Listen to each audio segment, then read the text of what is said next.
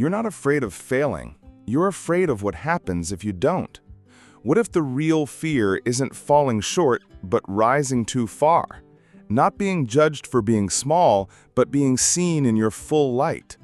Carl Jung once said, "People will do anything, no matter how absurd, to avoid facing their own souls."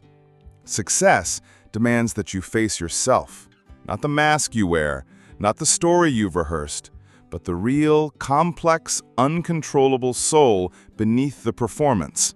And that is terrifying. Because what if success doesn't bring love, but rejection? What if it doesn't feel like expansion, but exposure? This fear lives in your unconscious, a silent resistance that pulls the brake every time you get too close to what you truly want. In this video, we'll explore why Carl Jung believed this fear of success isn't laziness. It's a psychological trap, a structure designed to keep you safe, but that quietly keeps you small. And if even part of you is nodding right now, if you felt yourself hesitate right before a breakthrough, take one breath with me. Then click like, not for the algorithm, but as a signal to yourself. I'm ready to understand the fear that has shaped me. Let's begin. We talk about success like it's the goal, like it's the natural destination for anyone who works hard, dreams big, and pushes through. But what if success is the very thing your unconscious fears the most? Not because you're lazy, not because you're incapable, but because becoming who you truly are requires letting go of who you were taught to be. That shift is terrifying. Carl Jung understood this well. He saw that every step toward individuation, toward wholeness, brings you closer not just to light, but to shadow. Success, in this deeper sense, isn't just achievement. It's visibility. It's authenticity. It's stepping beyond the persona you've carefully constructed to be accepted. And here's the paradox. The more your soul wants to expand, the more your protective patterns tighten. You procrastinate. You self-sabotage. You stay busy with what doesn't matter. Why? Because something in you believes that being seen is dangerous. Maybe it once was. Maybe the child in you learned that standing out meant rejection, that shining meant being punished, that your voice was too loud, too much, too unsafe. And so you learned to shrink, to please, to adapt. But Jung warned, until you make the unconscious conscious, it will direct your life and you will call it fate. The fear of success isn't random. It's patterned. It's ancestral. It's intelligent. It's the part of you saying, if I become all of me, who will still love me? And unless you bring this to light, you'll keep mistaking safety for purpose. You'll keep calling resistance timing and doubt intuition. But deep down, you'll feel the ache of unlived potential. And that ache is not weakness. It's a signal, a quiet invitation to begin again, this time as who you really are. You've been applauded for fitting in, for being composed, helpful, humble.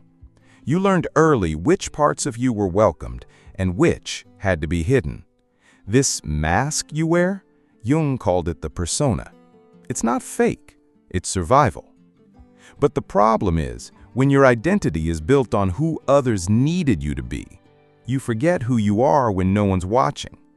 The persona gets good at staying safe, at avoiding conflict, at managing expectations. And slowly, you begin to mistake the role for the self. You say yes when you mean no.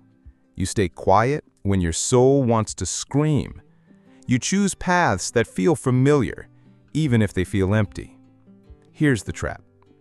Your persona may help you avoid rejection, but it also helps you avoid your potential. And success, true success, it doesn't come to the persona. It comes to the self behind it. That's why every time you get close to a breakthrough, something inside you hesitates.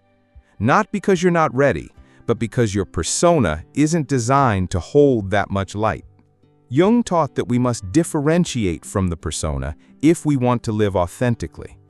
And that process feels like death. The death of the you others applauded, the version that kept peace, that kept quiet, that kept small. But beneath that death is a birth of the self you've always been, waiting patiently for permission, and no one else can give it to you. So ask yourself, what part of me is afraid of being too visible, too powerful, too real? That's where the work begins. You want clarity, you want peace, you want to step fully into who you are. But just as you begin to rise, you freeze, you delay, you distract yourself, you tell yourself it's not the right time, that you need more information, that you're not ready. But what if that's not the truth? What if it's the defense? Jung saw this pattern not as weakness, but as an unconscious loop, one built to protect you from the discomfort of expansion. Because to succeed means to change, to evolve, to be seen. And part of you equates that with danger. So what do? You start a new project, but never finish it. You get close to someone, then pull away. You dream big, but never take the first real step. That's not laziness. That's the success sabotage loop in motion. It's a subconscious pact you made long ago. If I stay small, I stay safe. But that safety is costing you your soul. Every time you choose comfort over growth, familiarity over truth, approval over authenticity, you feed the persona and starve the self. Jung believed true healing happens when we listen to the part of us that resists, not to crush it, but to understand it. Because behind the sabotage is a voice, a wound, a memory, a belief. And when you give it attention, when you breathe into it, ask it what it needs, what it's protecting, you begin to break the loop, not by force. Carl Jung never told us to fight the shadow, he told us to befriend it. Because the parts of you that sabotage your success aren't your enemies.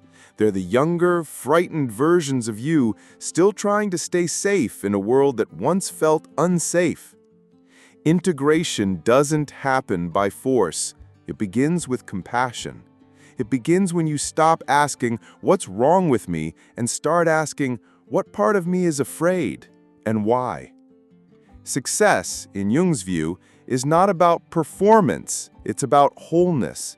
It's about letting your unconscious rise into the light, not to control it, but to relate to it.